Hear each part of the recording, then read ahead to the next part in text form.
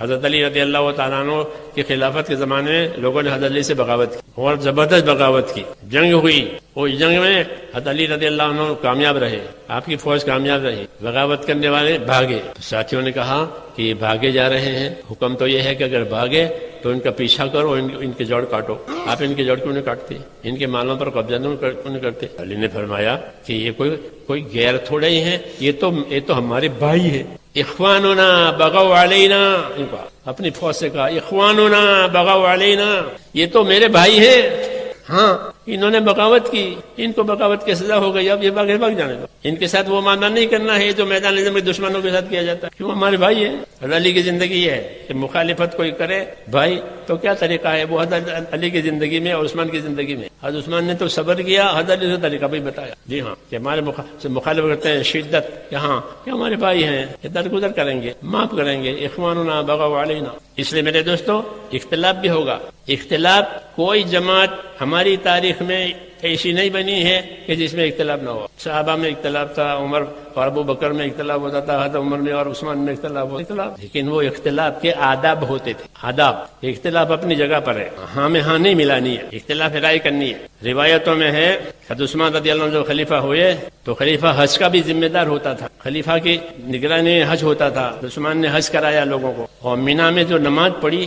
تو 4 رکعت پڑھی، 4 رکعت والی نماز۔ حالانکہ رسول صلی اللہ علیہ وسلم نے مینا میں 2 رکعت پڑھی تھی، ظہر عصر کی، رباعی 2 پڑھی جاتی ہے، انہوں نے 4۔ جب حضرت ابو ذر غفاری کو اس کی خبر ہوئی کہ امیر المومنین نے تو 4 رکعت، تو کہا انا للہ و انا الیہ راجعون۔ پھر دلیل دی کہ حضور نے 2 پڑھی، ابو بکر نے 2 پڑھی، عمر نے 2 پڑھی، انہوں نے 4 پڑھی، انا للہ و انا۔ لیکن جب نماز کا وقت آیا تو حضرت ابو ذر نے ان کے ساتھ 4 پڑھی، تو کہا ابھی تو انا للہ پڑھ رہے تھے، ہاں۔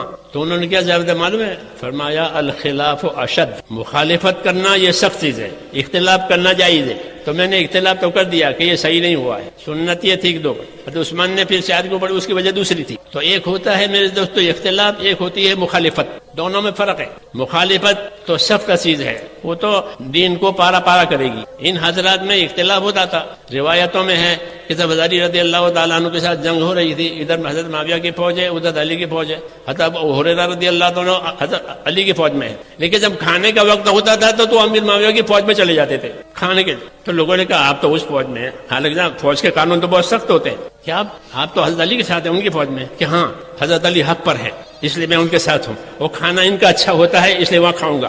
حضرت معاویہ کے ساتھ شامی فوجیں تھیں، اور شام جو ہے ہرا بھرا ملک ہے، حجاز جو ہے یہ تو گرم ملک ہے، کھجور پیدا ہوتی ہے، اور وہاں ہر قسم کے پھل پیدا ہوتے ہیں، انگور اور کیا کیا، الشام و شبیہ، حضرت ابو بکر کے شام تو پیٹ بھرا ملک ہے، تو ان کے پاس کھانے اچھے ہوتے تھے فوج کے پاس۔ تو ابو ہریرہ رضی اللہ عنہ رہتے تھے تو حضرت علی کی فوج کے ساتھ، لیکن کھانے کا وقت آوے تو کہ وہاں، کیوں کہ ہمارے بھائی ہیں، ان سے ہمارا اختلاف ہے مگر ہمارے بھائی ہیں، اس لیے کھانا اپنے بھائیوں کا جا کھائیں گے، اور چونکہ علی حق پر ہے تو اس ساتھ تو ان کا دیں گے۔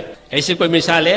یہ اخلاص والے ہیں، یہ اختلاف بھی ہے اور یہ بھائی چارہ بھی ہے۔ اچھا وہ لوگ بھی نہیں کہتے تھے کہ تم تو ان کے آدمی ہو، یہاں نہیں کام کر سکتے، کہ نا کیوں کہ ہم صحابی ہے، اللہ کے نبی کے صحابی ہے، ہمارے بھائی ہے، آؤ کھانا کھاؤ۔ یہ اختلاف اور مخالفت کا یہ فرق ہم نے یہ نہیں سیکھا، اس لیے اختلاف تو سائڈ پر ہو گیا اور مخالفت آ گئی، دشمنی آ گئی، اس کی کوئی جگہ دعوت میں نہیں ہوتی۔ ہاں یہ بات ضرور ہے کہ دعوت کے اصول ہوں گے تو دعوت ہدایت کا ذریعہ بنے گی، اور دعوت کے اصول بگاڑیں گے تو یہ دعوت عداوت کا ذریعہ بنے گی، پکی بات ہے، یہ دشمن بن جائیں گے۔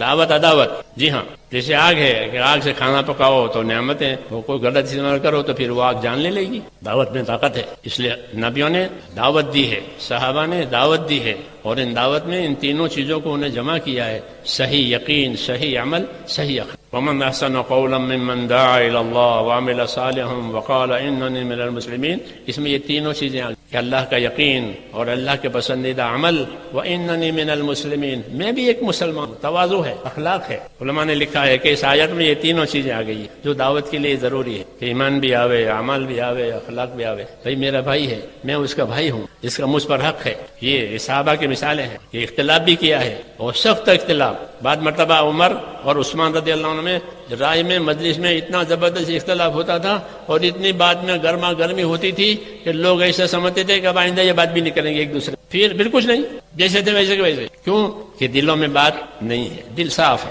اختلاف کرنا ہے, اختلاف تو کرنا, ہاں میں ہاں ملانا صحیح نہیں ہے کہ ہاں سب ٹھیک ہے کہ نہیں, یہ صحیح نہیں ہے. جو چیز صحیح ہے اس کی رائے دی جائے گی, اس کی رائے لی جائے گی, اسی میں اختلاف. اور یہ اختلاف رحمت ہوتا ہے, کیونکہ ایک آدمی ہو تو اس کو ایک ہی بات سمجھ میں آئے گی, اور 10 آدمی ہو تو 10 رائے آئے گی, 10 پہلو کھلیں گے, الگ الگ ہوگی رائے.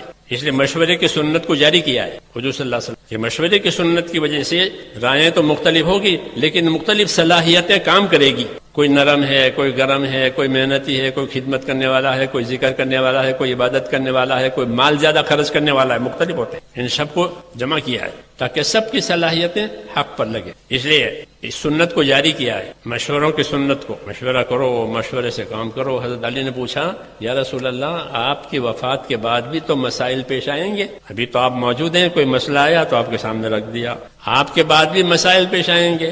اگر قرآن شریف میں اس کا حل ملا تو الحمدللہ, اور قرآن میں نہ ملا, حدیث اور سنت میں اس کا حل ملا تو بھی الحمدللہ. لیکن اگر ہم کو اس کا حل نہ قرآن میں ملے نہ حدیث میں ملے تو کیا کریں؟ تو آپ نے فرمایا کہ اللہ کے نیک بندوں کو جمع کرو اور ان سے مشورہ کرو, ایک آدمی کی رائے پر دار و مدار مت رکھو.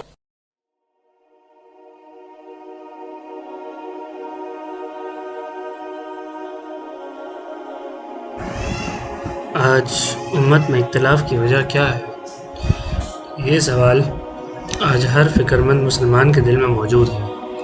آخر وہ امت جس کے بارے میں اللہ تعالیٰ نے فرمایا ہے کہ تم بہترین امت ہو, آج اتنے اختلافات, نا اتفاقی اور تفرق کا شکار کیوں ہیں؟ کیوں گھر گھر میں اختلاف ہیں؟ کیوں مسلکوں میں اختلاف ہیں؟ کیوں رشتے میں دوریاں ہیں؟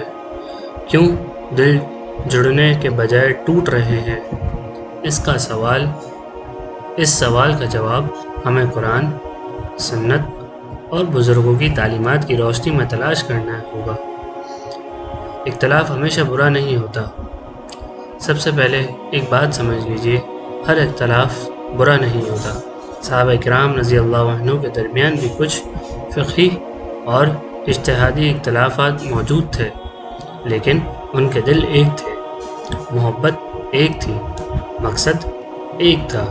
آج مسئلہ اختلاف کا نہیں, مسئلہ دلوں کے ٹوٹ جانے کا ہے, مسئلہ نفرت کا ہے, مسئلہ انا اور تکبر کا ہے. میرے بھائی دوستو بزرگوں, جب امت قرآن اور سنت سے دور ہو جاتی ہے تو اختلافات بڑھنے لگتے ہیں. قرآن دلوں کو جوڑتا ہے, سنت اخلاق سکھاتی ہے, لیکن جب ان دونوں سے تعلق کمزور ہو جائے تو ہر شخص اپنی رائے کو سب سے بہتر سمجھنے لگتا ہے, اور یہیں سے تفرق شروع ہوتا ہے. بزرگ فرماتے ہیں, جہاں دنیا کی محبت بڑھتی ہے وہاں اخلاص کم ہو جاتا ہے.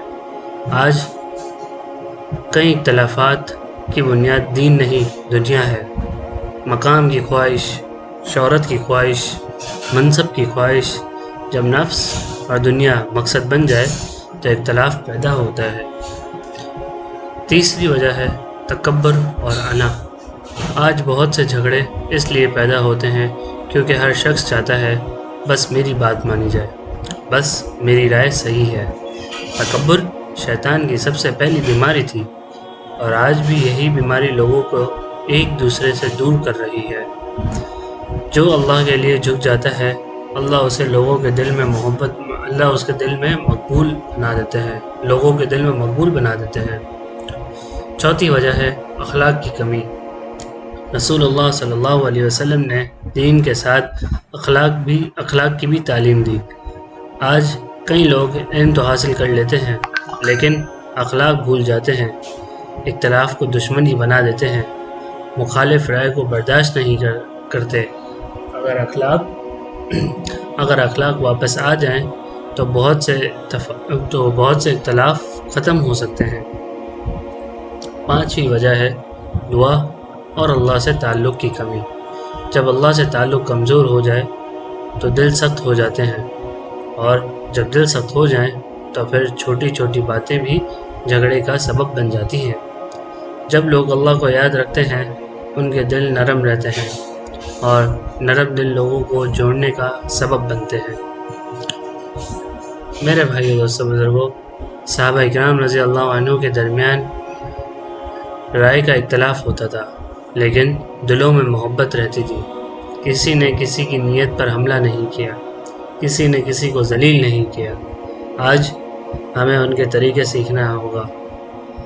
آج امت کو زیادہ مناظرے کی ضرورت نہیں، زیادہ جھگڑے کی ضرورت نہیں، زیادہ تنقید کی ضرورت نہیں، بلکہ اخلاص کی ضرورت ہے، محبت کی ضرورت ہے، دعا کی ضرورت ہے، اخلاق کی ضرورت ہے، قرآن اور سنت کی طرف رجوع کرنے کی ضرورت ہے۔ اکثر لوگ امت کی فکر کرتے ہیں لیکن اپنے گھر کو بھول جاتے ہیں۔ آج اگر شوہر اور بیوی میں محبت آ جائے، بھائیوں میں اختلاف ختم ہو جائے، رشتہ داروں سے تعلق بہتر ہو جائے تو امت بھی مضبوط ہوگی۔ اصلاح اپنی ذات اور اپنے گھر سے شروع ہوتی ہے۔ آج ہر شخص اپنے دل سے پوچھے، کیا میں کسی مسلمان سے نفرت رکھتا ہوں؟ کیا میں اپنی رائے کو ہی حق سمجھتا ہوں؟ کیا میں لوگوں کی غلطیاں ڈھونڈتا رہتا ہوں؟ کیا میں دلوں کو جوڑنے کی کوشش کرتا ہوں؟ کیا میں امت کے لیے دعا کرتا ہوں؟ یہ سوالات ہمارے اندر بہت بڑی تبدیلی لا سکتے ہیں۔ میرے بھائی دوستو بزرگوں، آج امت میں اختلاف کی اصل وجہ صرف مسلک یا رائے کا فرق نہیں، بلکہ اللہ سے دوری، دنیا کی محبت، تکبر، اخلاق کی کمی اور اخلاص کی کمی۔ یہ وہ اسباب ہیں جو دلوں کو توڑ دیتے ہیں۔ اگر ہم واقعی امت کے حالات بہتر دیکھنا چاہتے ہیں تو ہمیں اپنے اندر تبدیلی لانی ہوگی۔